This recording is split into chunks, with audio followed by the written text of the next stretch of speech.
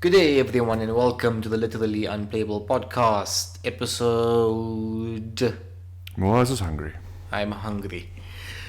Yes, I'm really hungry.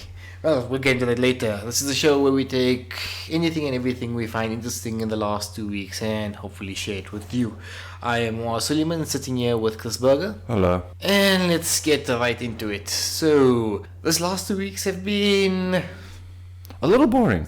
a little slow, considering like we had weeks where the world was ending and the country was going up in flames and mass hysteria and all those things. It's nice to have a little quiet period for a while. It is. Refreshing. But it's the calm before the storm, because Easter is coming up, summer's coming up now in the north, so we expect a lot of things to happen. Yeah, we see, new video games being released there, talking about new video games up there. There's, of course, the very infamous Steam Summer Sale of people losing a lot of their money, which I have made a vow not to even look at. Yeah. Let's just talk about the Steam Summer Sale quickly. I don't think I'm going to spend much money this year. I'm going to spend a total of 0 rand and 0 cents. No, I've made this promise to myself. I'm not spending anything. No, because I think I've gotten to the point where I have every game that I'd probably want to play. There's a lot of games I still want to play, but I haven't played most of the games I own yet. So Exactly, says no real I'm adopting point. the policy of sit down, finish the games you own, and then you can buy new games. Yeah, same here. It's that whole mentality of we need to have it right now because it's a deal. It's a deal. It's 70% off. I'll never see this deal again. Yes, you will. Next year, Next year probably you'll at see it. 80% off, because that's what happens over time in prices. But yeah, that's gonna happen. Everyone just needs to chill their guava, as we say here in this country. I've never said that. But let's You just... haven't. No, You're not a South African. Get out. I have buys. Oh, okay, that's fine. Thank you. So, but let's just go into... There was a few articles that came out in the last few weeks, and last week, since we had a very scientific article, let's even go into the news that happened during then. So, quick news flash. The Witcher is getting a Netflix series. Which I'm not excited for. Why? Because it's based off of the books. Not the story and lore that was created by CD Projekt Red. Mm-hmm. This Netflix series is under the direction of the original writer himself, whose name I've already forgotten. So this is essentially happening before and up to and including Witcher 1. Witchers 2 and 3 is quote-unquote fan fiction made by CD Projekt Red. It's very expensive, high-quality fan fiction. Yes. Now, Netflix, since they're funding it and they're putting the writing staff behind it, they're clearly going to make something good. But Yeah. I'm not sure if I'm that excited for Well, it. Netflix hasn't had the most spotless track record. Have you watched Marco Polo? I don't want to watch Marco Polo. It was Netflix answer, quote unquote, to Game of Thrones, and oh my, it's not a bad show. It's just It's just rubbish. Yeah, you're promising us. You set the expectation high, But yeah, I'm not looking that forward to it because I kind of prefer the writing of the later Witcher games personally to the earlier ones. So because I know I prefer the later writing, I don't think I'm going to enjoy the series. Well, I did enjoy the first Witcher book. I think it ended very poorly, but the writing, it set the tone very nicely, and then the later ones they hammered home the wrong points, which I never quite enjoy. But I have a feeling that maybe Netflix could capitalize on it. Have you watched the Netflix series, the series of Unfortunate Events? Series of unfortunate events. I watched the first episode and got so depressed I refused to watch it further. Or I think I maybe watched episode 2 as well. Yeah. But it was just so depressing I couldn't watch any of it. And that's kind of the thing that the books I felt missed out on, the depression of those series of unfortunate events. And Netflix really drove that home with the TV series. So maybe, you can hear my voice is going already. So maybe I have faith. Alright. Alright. That's what happens there. Okay, next article. Alan Wake has been removed from digital and maybe physical marketplaces because the license of the music in the game has expired.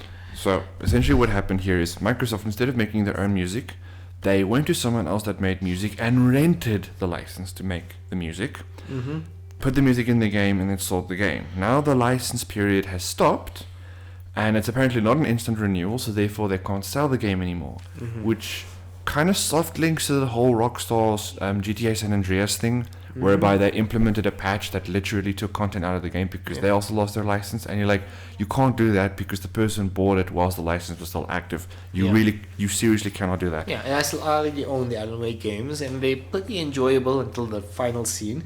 But I know American Nightmare is still on sale, which is arguably the shorter but better game. Yeah, but why do people rent license? I think it was a real song.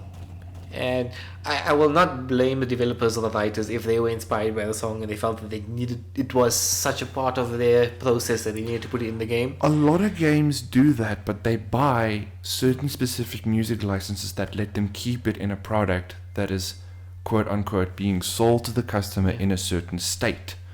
You know? Yeah. But I have a feeling that it will be renewed because I think the studio's name is Insomniac. No, not Insomniac. No. Remedy Games. That's the one. Yeah. I have a feeling that with the some of the partial disaster that was Quantum Break, I have a feeling that they will be doing the Alan Wake HD remastered version just to partial disaster. Let's just rewind there for a second. Partial disaster that was Quantum Break? You mean the complete and utter... No, they tried to salvage it. They went back to the Steam store afterwards. Performance was low. They patched it up a bit. No, but just the launch of that game could be equated to a hurricane. We'll get into that, but I think that's more on the onus of Microsoft for locking them into a really bad deal. Yes. And I don't think they'll be making that mistake again anytime soon. Probably so not. They'll probably be doing the HD Mastered leading up to Alan Wake 2 because I think it is on the card. They hinted at it strongly in Quantum Break. So I guess. And they make good games. Remedy, Alan Wake's a really good game. So I'd like to see them make something else. Your friend is playing H1Z1. You left your Steam on. And I could see it on your laptop, the pop-ups coming in the corner saying, your friend is playing this. Which friend? I don't know. It just because he's not a friend of mine anymore. H1Z1 is. Why do you have him on your friends list? I used to play a lot of Call of Duty and then made a lot of friends there. It's weird. Anyway, you were saying it's a hurricane. Let's go to the hurricane story. Yeah, so Russia got hit by a freak hurricane out of nowhere. Yeah, freak hurricane. As in, no one saw it coming. Not a single news channel reported it. Not a single weather service. Meteorology. What's not department? We call it the weather service. No, but the actual the proper meteorologist. Term, yeah, a meteorologist something. But it's basically a place where they look at the weather and stay on the lookout for weather stations. Yeah. We just call them weather stations. Well, that's the common name for it. I'm trying to remember the fancy name because it's supposed to be a fancy podcast. Supposed to be. You saw Mike says. We're sitting here inside my flat that's still being infested by ants. Even though I put poison out, the ants just sort of walk past the poison, which is lovely. Evolving. We'll get to that. Yeah, they're changing. So if I can pull up an article here... Yes, here's the article. Article with like half a roof ripped off and bus stations just being pulled out of concrete, stuff like that. So, weather storm hits Moscow. Apparently 13 people died. That's how strong it was. Ripping roofs off of buildings, cars, storage containers being picked off of the ground, trees being picked off eventually at its peak, and mostly just a lot of stuff being pushed onto a lot of stuff. No one saw this coming. But that's what bothers me. Yeah. Why didn't anyone see this coming? Why? Because this doesn't bode confidently for most weather stations. Because what if a hurricane hits... let me pick another country. Let's pick Australia.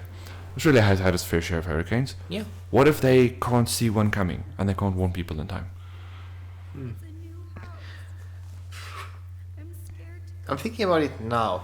Because I remember when I went to the States, one thing that we went to Florida, something that people were absolutely terrified about is the weather. Just the amount of, because there they live in cardboard houses, but the thing is, just the amount of prep and research and time that goes into the weather services there. And the precision of the reporting and the type of decisions they make around the weather. It's astonishing. So, maybe it's a matter of the context. It happened in Russia. Maybe it's because their weather service isn't as advanced or hasn't been, let's just say, not looking at the right things or looking for the right things. I guess you could point it out that way. I'm just somewhat disappointed that no one could put out a warning. Because it'll be easy enough to survive a hurricane. Everyone just has to rush inside whilst it blows over. But the fact that it arrived without warning, I mean, could you imagine how terrifying that could be? Yeah. Do you remember the dust storm we had about 2 or 3 years ago? Yes, that was weird. Yeah, I also only saw it as it arrived, and I went into a blind panic. I parked my car on the side of the road, thinking I was going to die. Well, we do know that I always say I want to avoid this topic, but we do know that we are living in a time of climate instability, like we can say. Look, I'm not going to go into politics right now, but climate instability is putting it lightly. Yeah, okay. It's I just say it's a shitstorm right now. A literal shitstorm. I will not be surprised if shit starts falling down from the sky. Do you want to beep that out or should I? I don't know. I just want to live in a country that's like, okay, cool. No, we're working on the weather thing. We have plants, we have trees. It's going to provide oxygen for us. We'll survive. Yeah. I want to find that one country is going to build a glass dome over itself with enough plants and trees to keep everyone alive. I want to live there so that when they eventually encase themselves, they'll be fine. Well, the current reaction to decisions that were made beyond our control is that the entire world is kind of converging on the fact that, people don't want to play ball. Let's just play our own ball and let them do their own thing. Let the other countries innuendo isn't obvious enough. We're talking about America pulling out of the Paris Climate Agreement, which... That's really stupid. That's really stupid. That's the Why pinnacle of stupidity. Why we need that money? I mean, he's cut funding. No. Let's leave it. But speaking of shit, Ubisoft's new logo. Yeah, Ubisoft decided, let's make this logo that looks similar, but slightly different. I'm sure you've seen that meme, same but different. Yeah. You know, people keep putting that up every time a new iPhone launches. Yeah, it's true. But the Ubisoft logo, don't like it. The joke is it looks as unfinished as their games, which is a fair assessment. And it's a technical drawing of a poop emoji, which, we can all agree with. Yeah, but that's kind of being hammered into the ground right now. Yeah, but going off the Ubisoft thing, since it's been such a slow week, we decided to do a bit of a deep dive on certain gaming elements or mechanics or rule sets that have been around since forever, but... Experience points. Sort of experience points. You've leveled up. Well, actually, my brother's leveled up yesterday. He went from being a useless stay-at-home layabout to being a useless stay-at-home layabout with a degree. Yes. And that's a combination of experience. He has gained that experience in his life where he has earned a degree. He's essentially leveled up, and in a video game sense, you are greeted with your level up with some sort of reward. Yes. Not a physical reward that you put on a character, but a reward that you use, known as either skill or experience points. So let's break it down, okay? Experience is the quantification of a player or a player character's capability within a game. We can basically say that. Yes. It's expressed as a resource, so you can farm it off certain creatures. It's expressed as a value, so over time you gain more experience. And it's also used as a currency, as games in Dark Souls and such. And it's been around since the forever of RPGs. The earliest example I found was Dungeons and Dragons.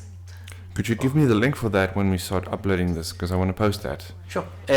Okay. Most of my research on the history was straight from Wikipedia, because Wikipedia has a page for experience points. Of course, it has this page for experience points. But did you check the references at the bottom? Yes, that's what I'm looking for right now. Because I did this research since last night, so it might be incomplete. But if I find more, I'll amend the comments accordingly. But Dungeons and Dragons, Dungeons and Dragons was essentially a build-up from the wargaming age. You know about that, where you simulate big-scale battles on a Yes, some people still do that actually. Exactly, it's fun. But then we took the focus off the large-scale battle, moving to an individual character. And as that character developed, they gained experience, and then their skills and stats went higher. Correct. And it started being adapted into video games. One of the earliest digital games, Ultima. Have you played that? No. The Ultima series is, I want to say fantasy RPG, but you can buy, at the Village Blacksmith, you can buy hover cars and spaceships. So, fantasy-ish RPG, But you also gained So XP. let's start with the start now. So the Yeah. first Dungeons and Dragons games was played in 1974, if this Yes. article is to be believed. And what we had was your character did things. Mhm. Depending on the things that they did, the dungeon master would reward it with experience, Yes. and your character's sheet had a thing called 2 next level. Mhm. Once you accumulated that number of XP points, you hit that level, and then things happened. So Yes. let's start from the beginning. So what happened? What happened? Firstly, your stats went higher. Yes, So your character you got smarter, stronger, faster. You know, insert The reference to that special song. thing for what again? Special from Fallout. That's actually a really good representation of all the things that could get better. Yes. Then you had access to new spells and abilities. So You had access to them. yes. So initially, you're level 1 wizard. You're not going to be raining meteors from above. Well, I'm assuming back with the very first version of Dungeons and Dragons, you never spent the XP points, did you? No, you know. The level up did everything. Yeah, that's the one of the mechanics of a level up or gain of experience. You reach a landmark and you get that. The rules said you got stronger in the following areas. Yes. So to speak, simulating the concept of you going on an adventure and becoming more skillful and stronger. Hmm. But then, as it came into video games, we Oh, saw. hold on. You're, Yeah. you're jumping the gun a little bit. Sure. Let's look at. I mean, what was the first RPG that implemented experience points, actually? The one that I found was Ultima. Was it Ultima? I think there might have been one or two before, but one of the first few proper RPGs with a narrative and a world map and a decent combat system, I think, is Ultima. Okay, so So it's one let's- that I played. Okay, that so I then can let's talk vouch for. about the transition of this mechanic, whereby you as a video game designer ask the question, how do I show my player doing something and then becoming stronger because of it? Mhm. And they very simply just lifted the XP system wholesale. No, I don't think they did. Not. Because what happens in okay, we'll go into that we're actually going to it now. In a tabletop, it's an experience that's being built for you in front of you. It's a bespoke experience for you, for your characters, for the story. Mm-hmm. But in a video game setting, this thing has to be pre-built to cover as many situations as possible. Oh, yes. So you can't just say, okay, you've gained so much experience. In a tabletop, you'll say, at level 1, you are the town hero. At level 20, you are fighting the god of death that's coming to take over the world. Yes. That's the type of progression you're going for. Yes. But you can also say, you gain experience, but the experience you are gaining, like, have you watched the South Park episode about World of Warcraft? Yes. That one is a perfect example because they gained experience by farming boars in the forest. Yes. Essentially killing the same creature over and over again. Yeah. If you had to do that in a tabletop game, what did your game master do? Your game master would most likely punch you in the face, stab you with a broken bottle, and throw you out of his house. No, as a game master, what I would do is I'd say, you're not a level 2 fighter, or you're not a level 20 fighter, you're a level 20 boar killer. The only thing that you have done is killed boars, so that's what you are proficient in. You are a level 20 boar killer. You can't do it in a video game because you can't make up the class on the spot. You can't look at the context because remember, back in the days, you were running on 500 kilobit machines. Yeah, even with modern systems, if you Yeah. want to develop a video game that can take every single situation into account and make your character specialized in certain things, the amount of coding behind it and the resources would be either too expensive, and the processing behind it would just be gargantuan. So we made a very simplified version of EXP, where you kill something, it saw how much experience point was allotted to that creature, you were given that experience, and once you reach a landmark, you'd get a skill up, which would allow you to kill other things better. Yes. That's the simplified version, and to a large degree, that's still being used today. I'm sure you played what's the name again? You were playing Horizon Zero Dawn. That game Right. has an EXP system. Yes. You can kill the same grazer over and over and over again. Yes. You still gain the level. Yes. Okay, and it's even with Belmont, but you do see games trying to break the mold of that. Yes. And the key example is Bethesda's Skyrim. Skyrim was an interesting step with the whole XP system. Well, but can I time travel backwards a bit because Sure. you're jumping a little bit forward? Sure. Let's go back to Diablo 1, 1996? Yeah, around the time. 96, 97, somewhere around. I'll post the real date in the description file, like I did with the whole Mars thing with the last episode. Because turns out it wasn't just a couple of seconds; it was 13 light minutes. Yeah. Good Lord, Mars is far away. Anyway, in Diablo, what happens is you're a dude with a sword or a stick or a bow and arrow, and you go either stab, poke, or twang someone in the face with your weapon. And there are all kinds of demons and monsters and whatnot. But then you pick up something that says you require 20 strength to carry this because it's a piece of heavy armor. And let's say you took the mage, because of course you did, because it's the most overpowered thing in the world. You only have 10 points of strength, so you can't carry this heavy thing. But you've hit enough monsters in the head so many times that you were granted a level up. Your health and mana is full again, but your stats aren't increased yet. As a reward for your leveling up, you are given 5 points, and you get to distribute these points in whichever way you want, in either strength, dexterity, intelligence, and vitality. Yes. And was there luck in there? Nope. Diablo 1? No. Nope. Diablo 2 doesn't have luck. Diablo 3 doesn't have luck either. I'm The thinking Diablo of another isometric game. Yes, you're thinking of something else. So you had 4 stats and 5 points, which infuriated the perfectionist inside of me because it didn't balance out.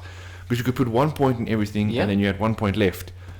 And then I always, as a kid, always wanted to make the perfectly balanced character. You know, I wanted 100 points in everything. Oh, you that guy? Yes, I was that guy. Okay. I was that guy. Nowadays, I just flood everything into one stat and just make myself stupidly broken. Yeah. But yeah, that's what you had. So you could then decide, I could put this many points into strength, even though you used magic to kill those creatures and were given experience points. Yes. You get to put your points into, for instance, strength, to hopefully one day carry the shiny new armor that requires 20 strength because it's so heavy. That was where it started to become more interesting in video games, where people took XP not as a constant level up. You had because you had this pre-programmed character sheet, so to speak, whereby your character improved the following ways, always the same way, which is still being used today, much to my annoyance. But of course, that's for balancing purposes, so on and so forth. It's not randomly distributed stats. You, as a player, got allocated points, and you get to choose how you progress your character. That was the next advancement. How do I change as a character? In Diablo 2, they took it a tiny step forward by not only giving you points to randomly distribute into your 4 stats, you were given a skill point. As in you leveled up, you now get to go to your skills and improve them as well, because Diablo 1 worked off of a learning system whereby you picked up a Book of Fire twice, therefore you would learn Firebolt level 2, something like that. Yes.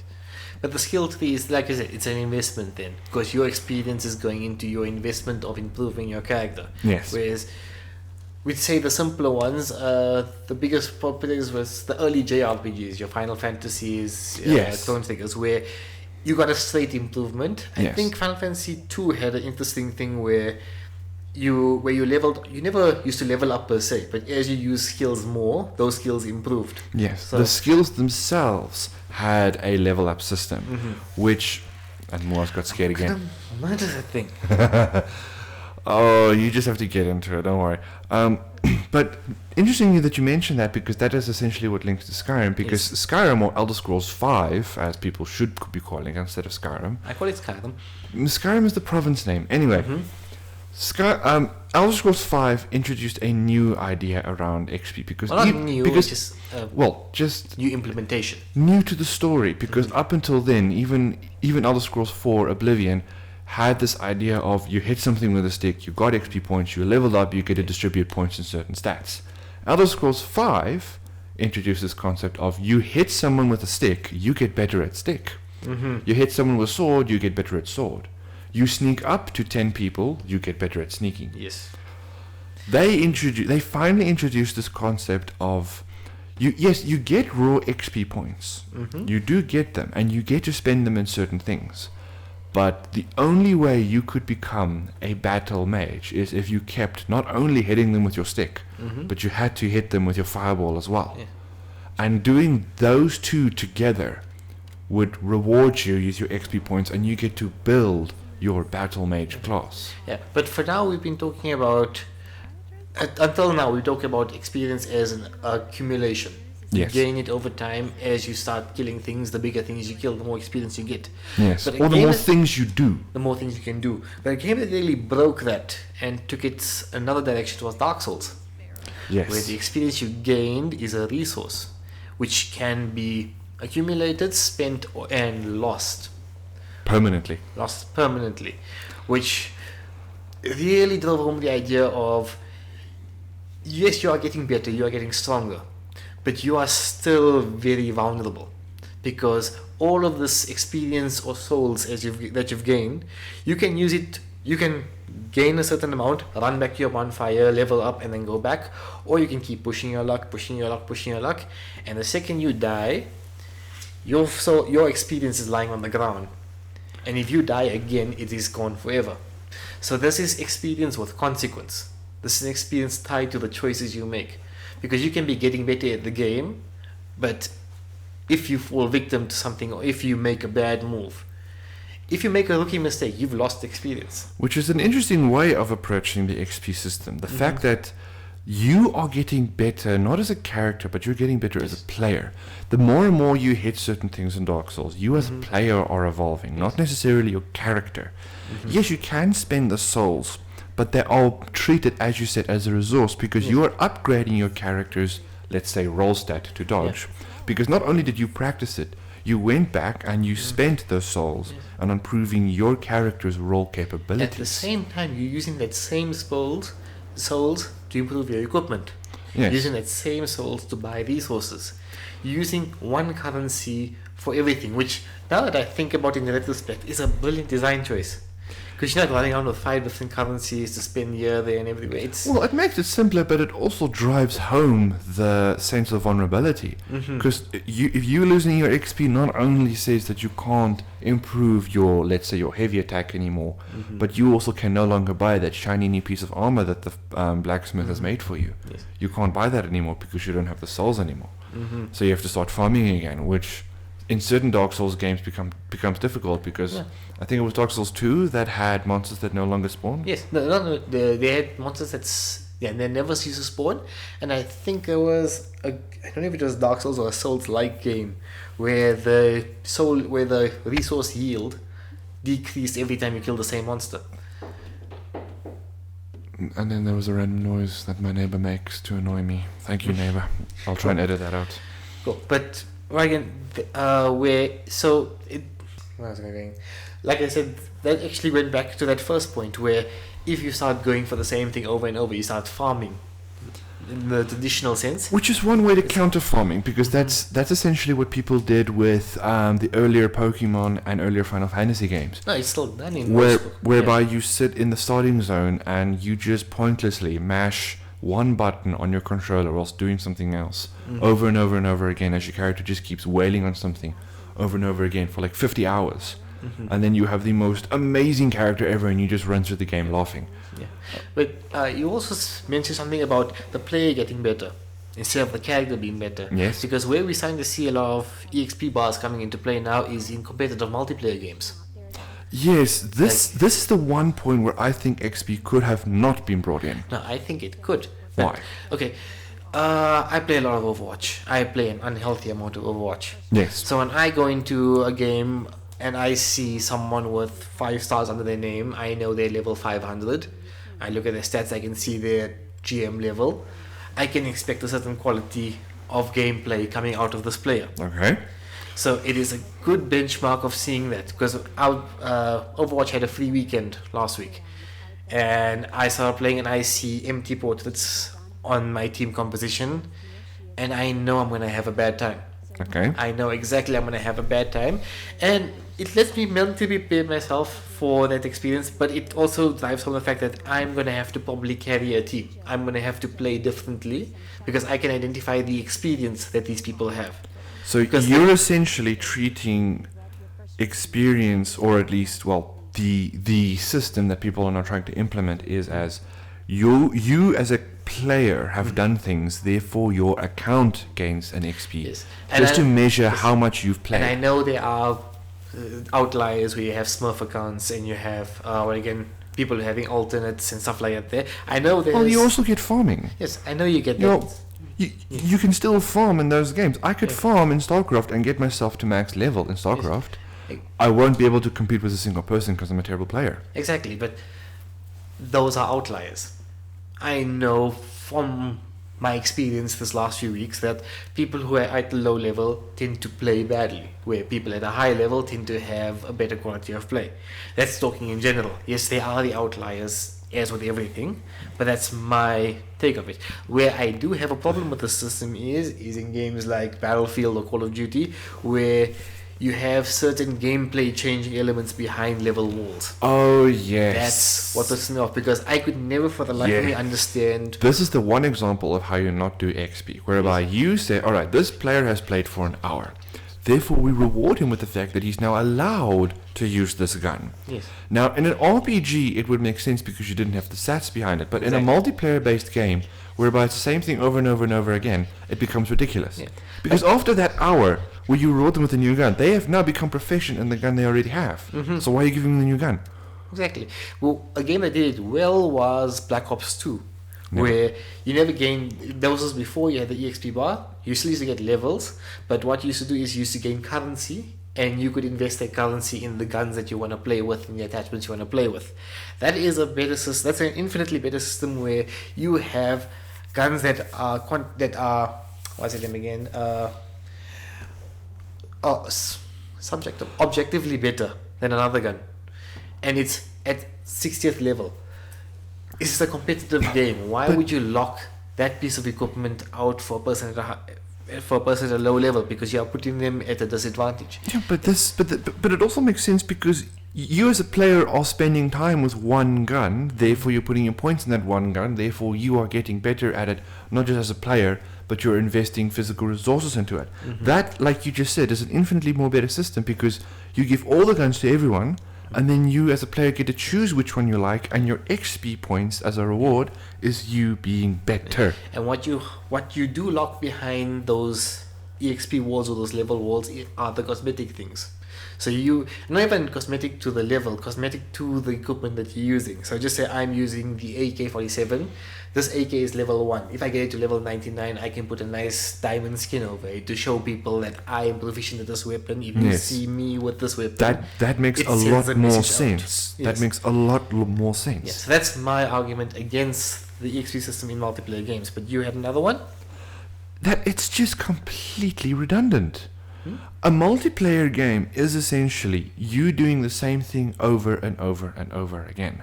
Let's take one of the more famous ones, like a mobile. Like let's take Dota, all right? Mm-hmm. Let's go back in time, back to Dota 1 and the Warcraft 3 engine. We play a game of Dota. I pick a hero.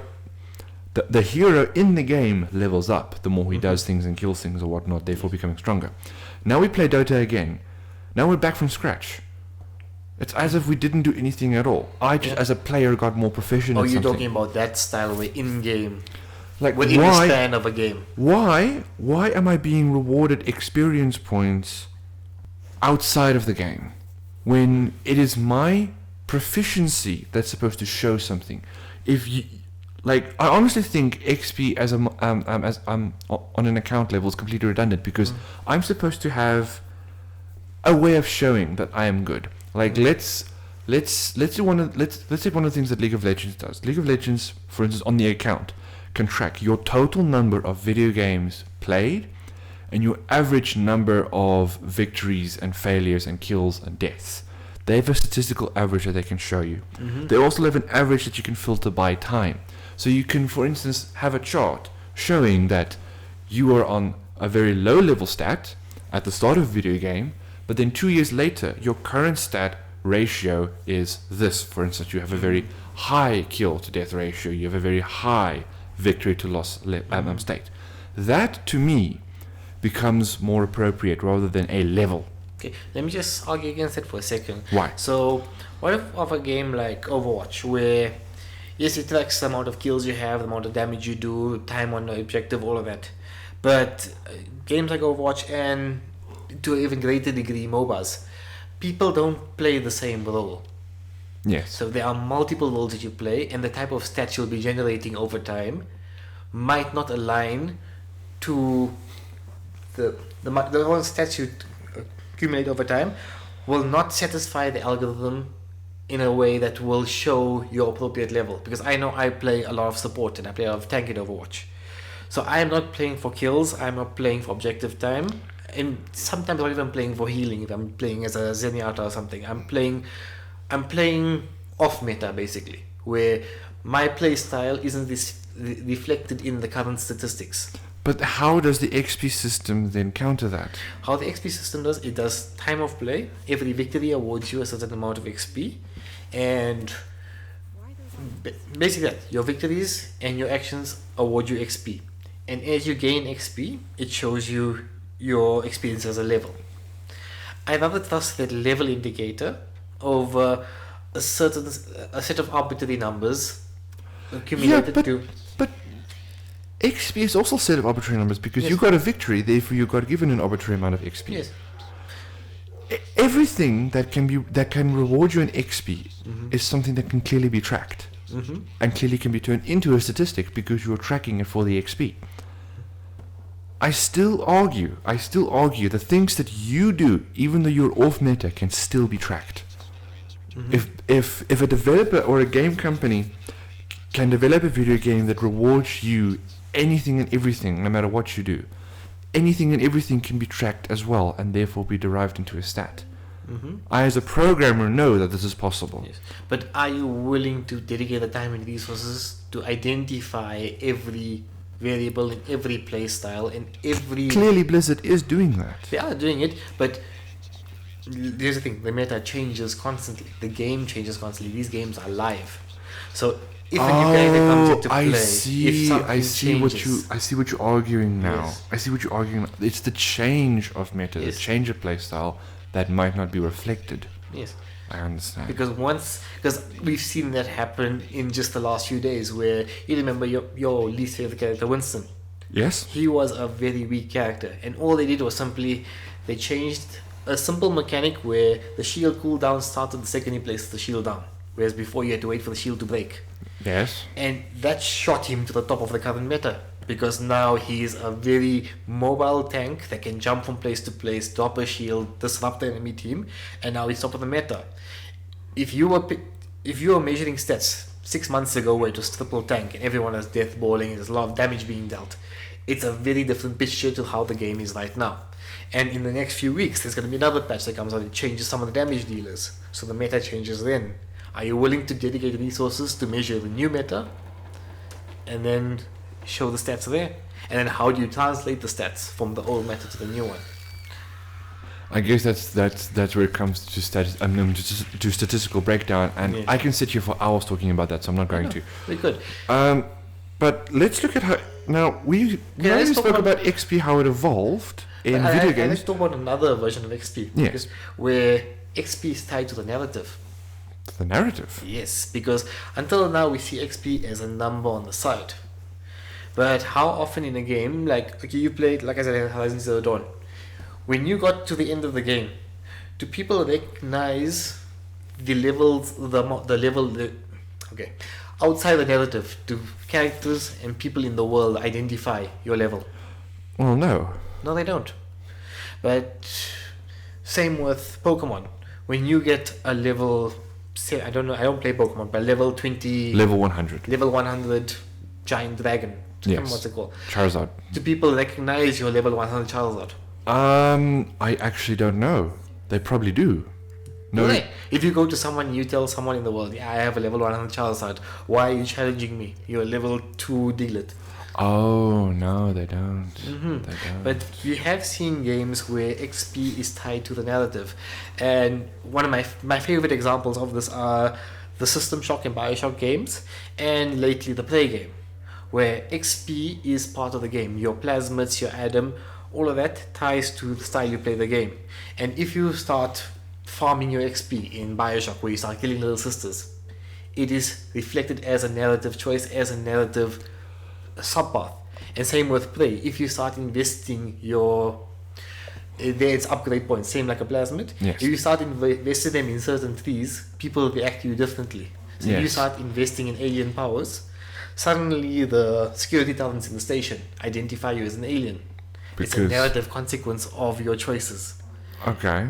I was thinking more on the concept of what Fable did back in the day before Fable became rubbish, whereby you got so many XP points, you started to specialize in certain things like either physical dexterity or intellect, which also let you specialize in subclasses like spells or rogue or whatnot. The more you specialize in that, the more you see NPCs react to you in that way, because as soon as you demonstrate a very amazing spell, for instance, the NPCs would react going, "Oh my word, that's amazing, you're the most amazing mage ever." Where if you invest in another stat, like let's say you invested a stat that drew blood out of your enemies, you would have NPCs running from you the instant they saw you.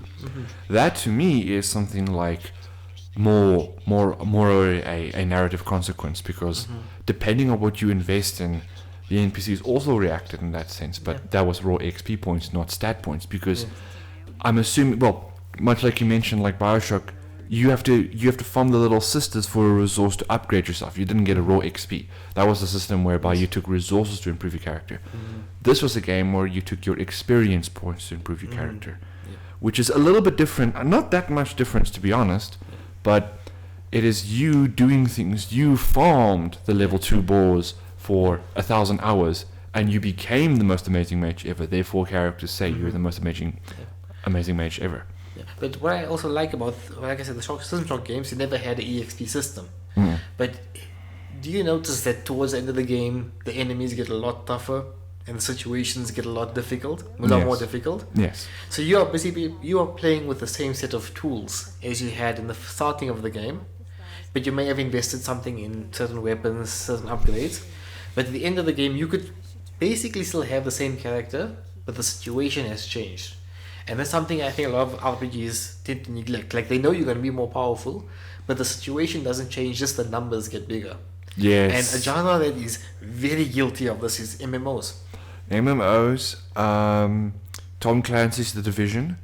Yeah, that's... and Borderlands to a degree as well. I consider, the Division and Destiny MMOs. Because of the way they handle experience. Yes, and they are MMOs. Because what they do is your experience gain cuts off at a certain level, and after that, what always happens with most MMOs? You farm for gear. For gear.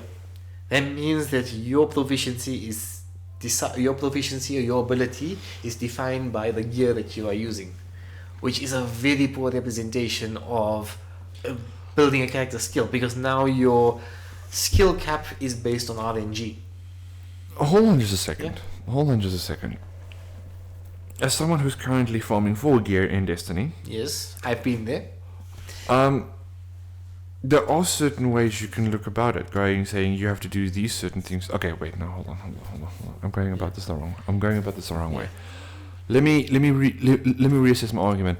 You are playing a video game, all right? So let me take World of Warcraft, since I have a lot more experience in that. You are some townsfolkman, and you signed up to be part of the militia, in the human case, and you studied magic on the sidelines, so therefore you get to throw a little fireball at warthogs, and you get to sign up at the militia. The militia says, alright, go look for an orc, the orc is over there, you find the orc, you fireball it, you get stronger at it, whatnot. At the end of the game, yes, you hit the theoretical skill cap level. Let's say you hit level 80. Which expansion was level 80? It was not that one. Level 80 was the one before that one. It was, yes, you were in the winter area with the ice crown and whatnot. You hit that level cap. So you can do a certain amount of damage to monsters because you've hit your level cap. Alright? I think it was like 7,000 damage on average per attack, if I'm actually remembering my stats correctly. And then you got items to make you better. Now, there was a certain narrative explanation to that. You got a magical necklace that had magical energy stored inside of it, therefore improving your fireball, making your fireball stronger, which is something that can be argued. Yes, you're enchanting things, but like you said, you are now farming for gear to become better and stronger or whatnot, but it's no longer part of the narrative. Yeah. Because when you hit the theoretical 80 level, the narrative ends. The story quests have finished. What happens now is you are now farming for gear so that you can fight the masterclass dungeon, then the raid, and then the masterclass raid. That is not part of the narrative. That is a gameplay mechanic that someone does because it's fun, because it's part of the gameplay. You could argue that the numbers game is not part of the story. There was no part in the Warcraft books where it says Arthur's farmed for the gear he had, because the story ended. When you reach level 80, you have built the resistance, you have fought Icecrown, you have defeated the villain. Therefore, the narrative ends. What happens now is people farm the same narrative again on Masterclass. They want the gear to do that so that they could beat the bigger boss, so that they can get a shinier item, so that they can get a token. Because once you beat Masterclass Raid, which is the final thing, you get tokens of appreciation, you get titles, you get certain items which are just visual for display, showing that you are the best player. So XP, yes, gets removed, but the story element gets removed. It now does indeed, as you say, become a numbers game, but it is for the express purpose of being a numbers game. Okay, I never played a WoW, but it sounds like a valid argument. But now you're playing Destiny. I can see the same argument being applied. You can see it. I can So see the same can argument. you do Vault of Glass at straight level 20? No. No, because you have to farm for light to get yourself. I don't know what the current, how the game looks now, because I haven't played it since release. But I remember when you got to level 20, Vault of Glass was open, but you had to do some strikes to get better gear, so you could upgrade yourself slightly more, so you're on par to take part in the Oh, strikes. so they locked story So, I mean, behind... to the raid. Yes. They locked story behind gear. Yes. That, No, it wasn't locked. no, It wasn't that- locked behind here. It was just very strongly recommended Okay. that you have this gear. Now I see where you're coming from. But I remember what I did do was, I think this is the second raid, the one with the hive on the moon. Okay? Have you played that one yet? No, I don't think I have. Basically, what happened is, I got so proficient at that first part of the raid that even with the lowest level gear, I could finish that main run. And I had a chance once per week of getting the loot drop from there to get my experience up. Okay. But I was challenged mechanically because that's a very tough piece of gameplay. Even without any of the levels involved, that's a tough section of game. Okay. That was a test of my experience and my skill, rather than me having a weapon or a piece of armor to prove that I have that experience or skill. Because I know I can do a certain thing. I know I have the mechanical capabilities within the game to achieve this. That is indeed exactly why I would argue against something also like The Division and Borderlands. Now, I liked Borderlands. I did the thing where you hunt for all this, the hidden story tapes and quests or whatnot. But one thing that I did not enjoy was exactly as you said, The that you Mega get Boss. Yeah. that you get to certain points in the story where you can't progress further because even though you're getting headshots with this gun, this big dude's life bar is barely moving, he's coming towards you with a big axe and you can kill you in one shot. This is where an XP system is poorly designed, whereby the game developers can clearly say that they've made a bad choice. Yes. But whereas for something like Bioshock Bioshock System Shock, where the mechanics are all the same, the damage numbers are technically the same, you're just the ability that you need to show, the aptitude you need to show in the game increases dramatically. That I think is a better I believe it's called the difficulty curve. difficulty curve. Yes, exactly. The difficulty curve is something that I would believe is what every game designer on earth has to struggle with. How do you show that you've gotten better? Where's the greater challenge for the player that they have done something to achieve something greater? Let's look at, because I mean there are so many games that actually has an XP system in it, but actually, let's look at the original Ratchet and Clank, not the remastered one, which I hate. The original Ratchet and Clank didn't have an XP system. It had a currency which let you buy big guns, but Yes. that's where it ended. But the game- situations got extremely hectic. I The remember. situations got a lot more complex because what they did was they took the puzzles that you had previously and made them more and more complex. Made the bosses more and more complex, where you can't just stand still and shoot them now.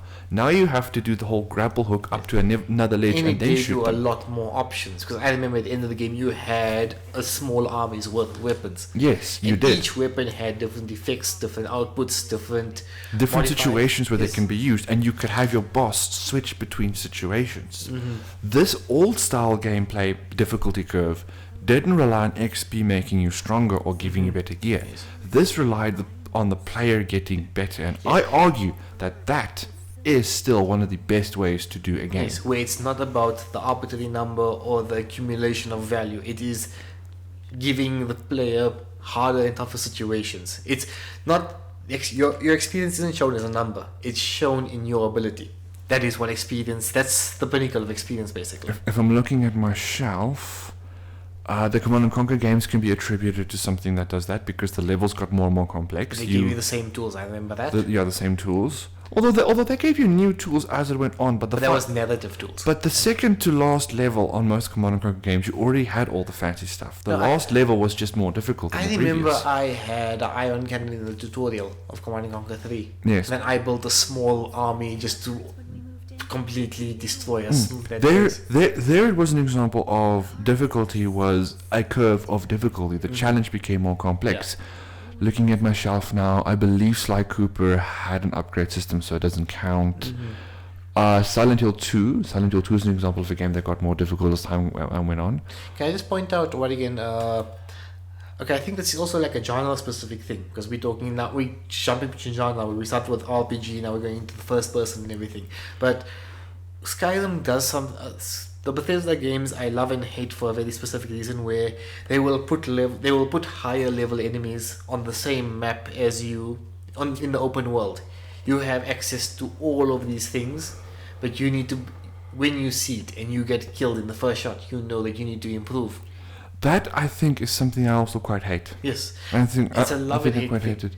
Yeah, you can go anywhere, but that's going to be a very challenging thing for a gameplay developer. You make a world where they can go anywhere and everywhere, but how do you improve on the challenge?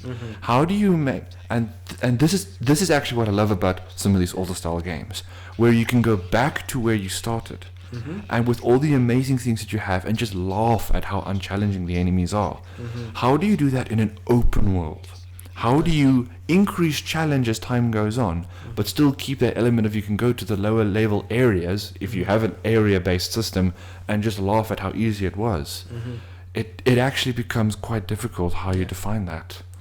But let's start moving into the evolution of EXP, because now we still want to talk about that. Where can we take it going forward? Because we identified a lot of... Well, first off, stop level gating things, I think. You know, like with the old Call of Duty systems, we have to do stop level gating in the competitive multiplayer context. So stop level gating in terms of your account level as well, because that's ridiculous.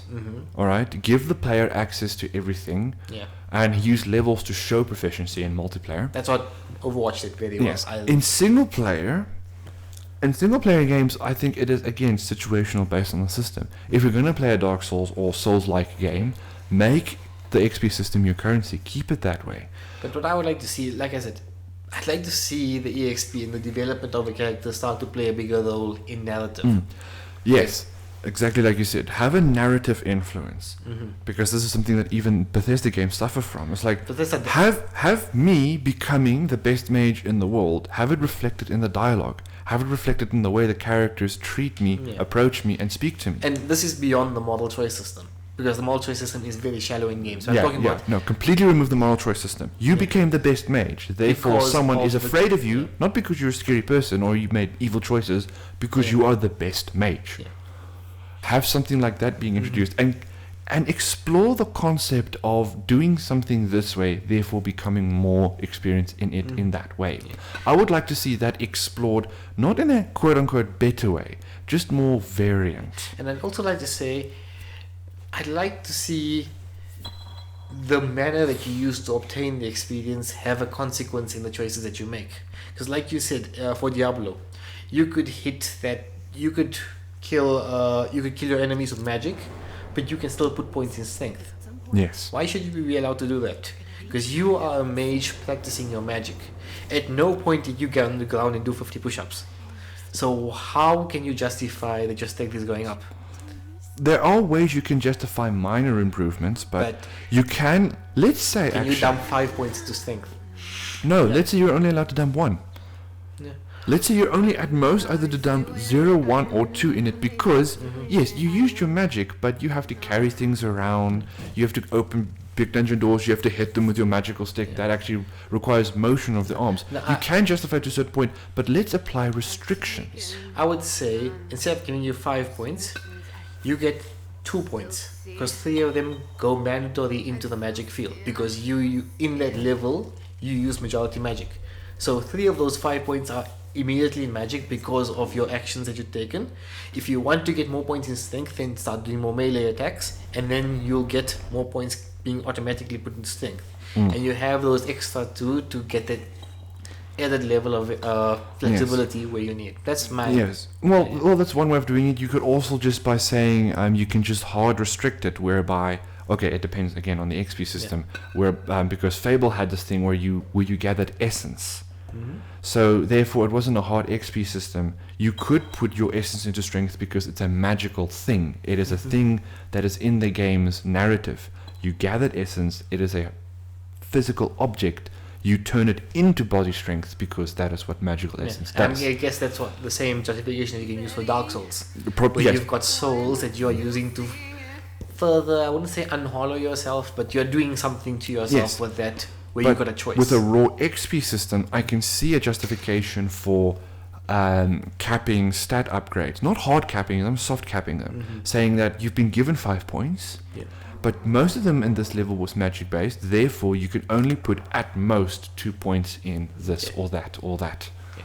And I just point out, I'm purposely avoiding Undertale because Undertale was a deconstruction of RPGs, and I don't think it really counts in this argument. Okay, look, Undertale was a magical thing on its own, so I don't think that really counts. It was a in this deconstruction situation. of RPG presented as an RPG, which is amazing on its own. Yeah, so that's a completely separate system.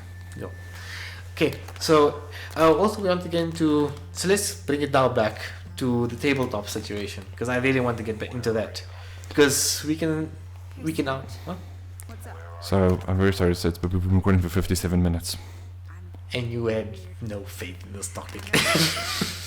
No, I had faith in this topic. I just hope it didn't hope it didn't go on so long. Okay, so we'll just cut out the tabletop stuff. Do you want to save the scientific article then for next podcast? Yeah, or we can...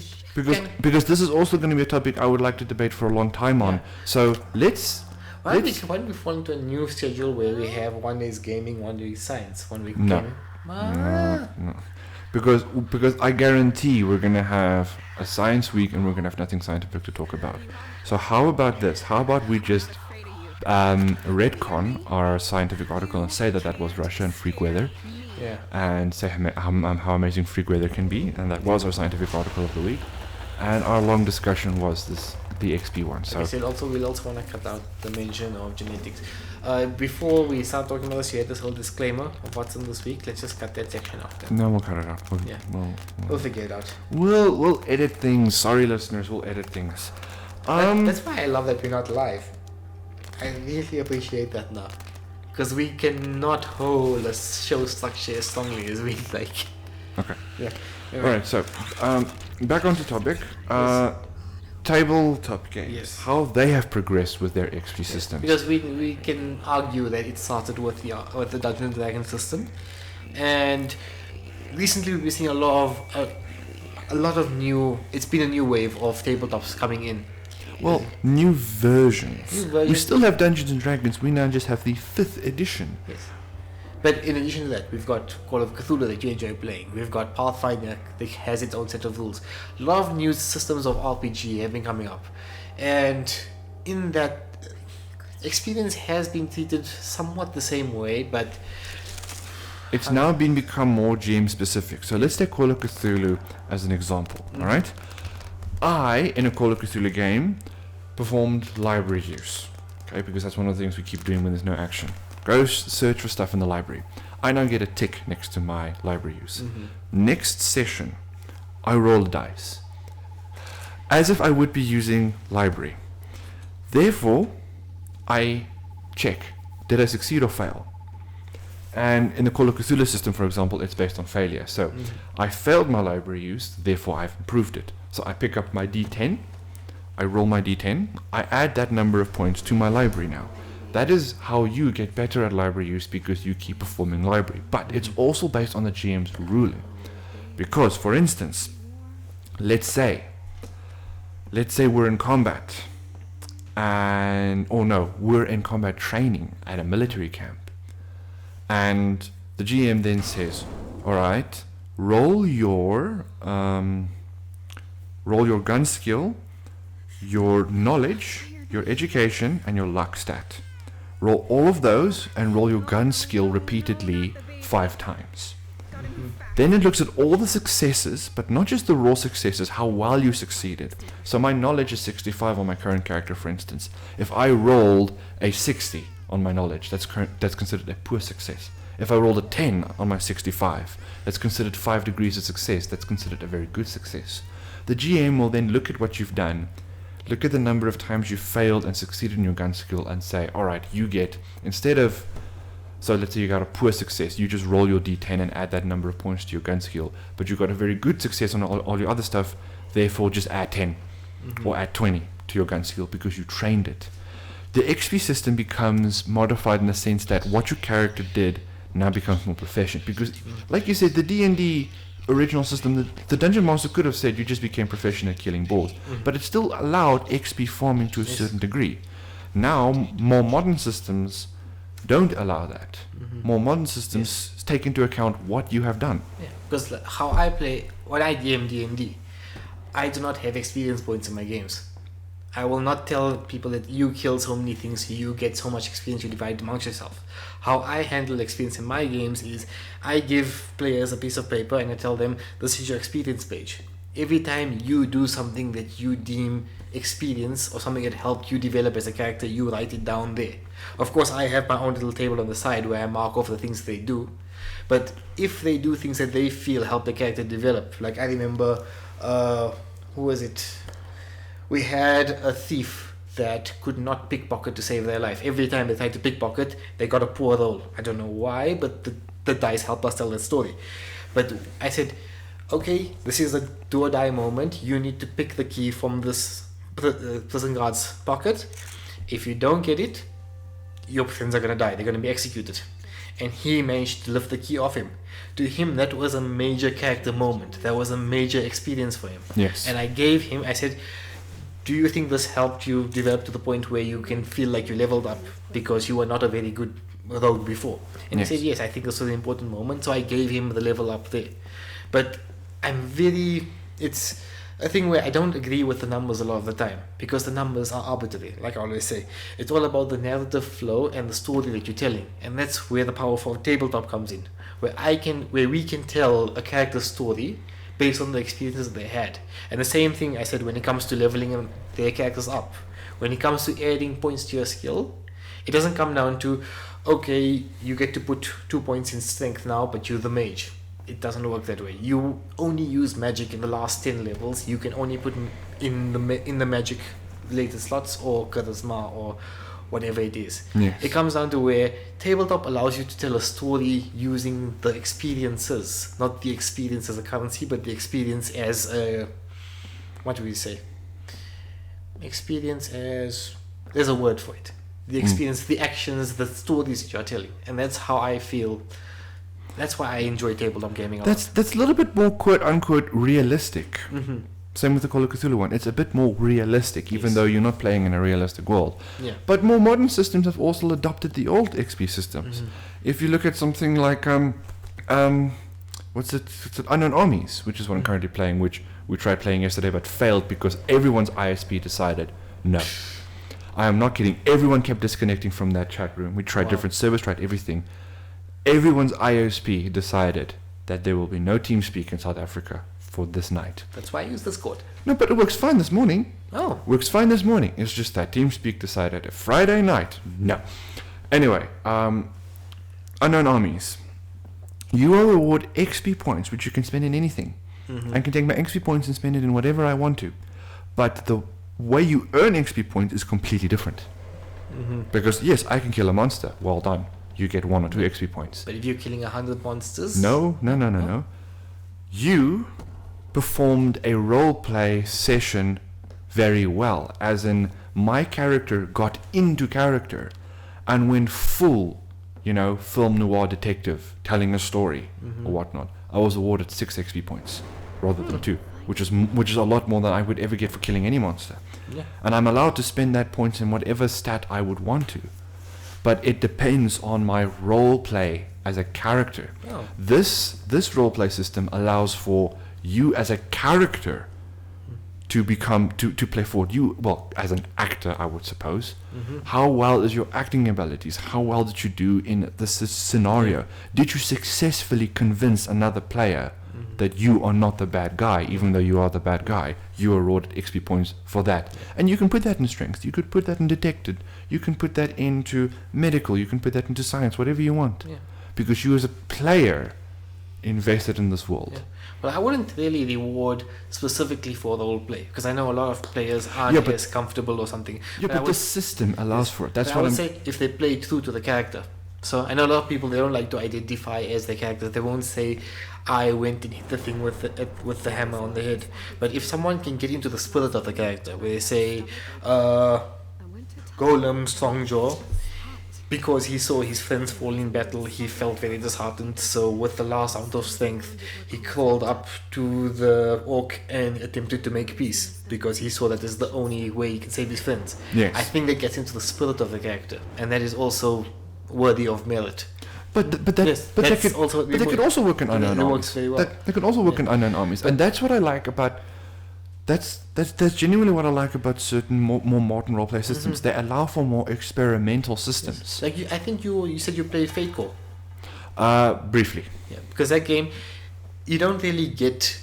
I don't play it enough to know about the intricacies, but I know you get proficiency or you get bonuses based on the situation your character gets put in. That's correct. So if that's also a really good example, because now you're telling stories. You're not really. It's not about winning with these type of things. Yes, It's about the experience that goes with it. Yes, It's about the situation. Exactly. Cool. So, we've been talking for about an hour. And a little bit. And I think we can leave it off at that. We've had a good discussion. Yeah.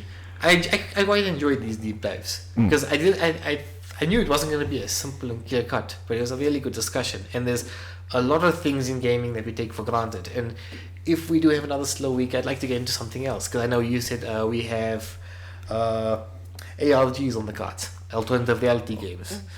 Yeah, well, that's just because I had a nice discussion with it about someone, and I thought, why don't we use this as a talking point? But we'll definitely do this. But I think even with most slow weeks, we shouldn't be, or even with a non-slow week, we shouldn't be afraid to just say, you know what, I found everything interesting this week kind of boring. Let's talk about something that I want to talk about. I know.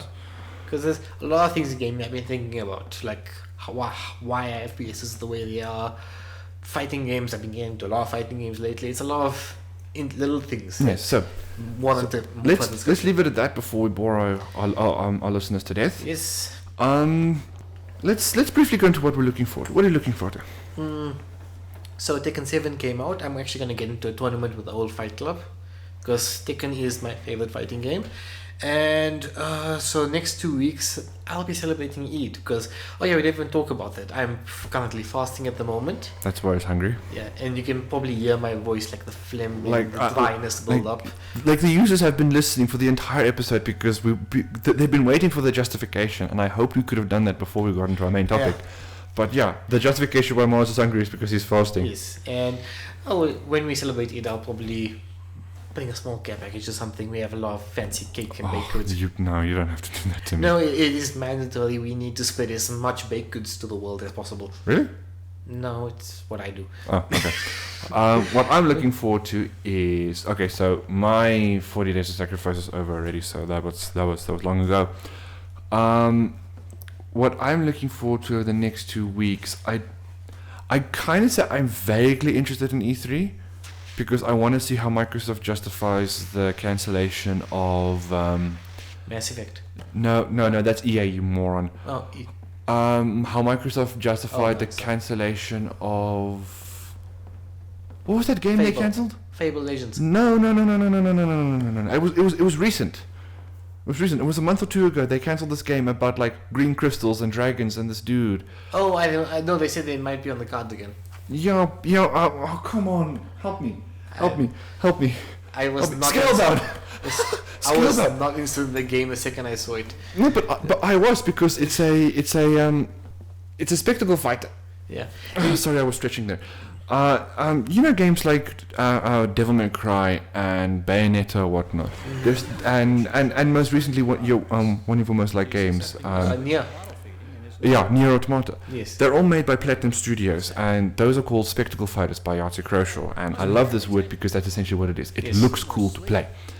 And Scalabum was going to be one of these things. And Microsoft was, struggling with the whole justification of why you should buy an Xbox because there wasn't a lot of games for it. And then they cancelled it. They cancelled this one game that was a good justification point, and now like, look, we're going to release a Scorpio, you must buy this. Why? How are you going to justify the Scorpio? I want to see how Microsoft does that. I'm interested in Devolver Digital said they might be having a press conference at E3. Ooh. And I really like Devolver, their mentality in publishing games. Interesting. Not always, but yes, alright. I'll be interested to see what they're doing. And I'm also kind of looking forward to what movie I'll be watching later today, because I'm going to go to a friend's house, we're going to play board games, and I said, you know what, let's go watch movies. You're gonna watch Wonder Woman? Either Wonder Woman or the new Pirates. Ooh. I'm not gonna have time to watch Wonder Woman in the next few weeks. Why not? Because I'm fasting and I have nighttime prayers and it's a mess. Okay, well. But Wonder it Woman might be a good DC movie, so... Well, according to the early reviews, they've broken the formula. Because you know that whole thing of where DC just plays catch up the whole time and like, oh, we want this movie to be like a Marvel movie because we're trying to catch up on it. Please tell me they made a DC movie. Like their own DC movie, not... Well, this is what Wonder Marvel Woman takes influences from Captain America, unfortunately. because of the setting, I don't Because of the setting. blame them. But, according to early reviews, now this is according to early reviews, they actually played ball this time. They're not trying to play catch up anymore. They just made a DC movie. So I have faith. I'll give it a look if I So I'll hopefully be watching that, or maybe Pirates. But I really hope if I ever watch Pirates, it's not gonna be what's that actor's name? Johnny Depp. Yeah, I hopefully it's not gonna be a Johnny Depp wanking session because that's what the last Pirates of the Caribbean movie felt to me. Yes, Pirates 1 was pretty good, and I lost it from there. I guess. Yeah. Anyway, so we'll leave it at that. As always, thanks for watching. Thanks for watching and listening. Yeah, if you're watching the YouTube version, but you probably aren't because it's just random background, What? It's a gameplay. It's what again? Yeah, it's gameplay, but you're not watching a podcast video for the gameplay going on in the background. You're listening to it. I like to think I play very well. Anyway, thank you all for listening. Have a good 2 weeks. Any closing words, Chris? Muaaz is still hungry. I'm still hungry. See you next You know what? I'm also kind of hungry myself. So let's go have something. time. You can have some. See you next time, guys. Bye. Bye. See you next time, guys. Bye. Bye. See you next time, guys. Bye. Bye. See you next time, guys. Bye.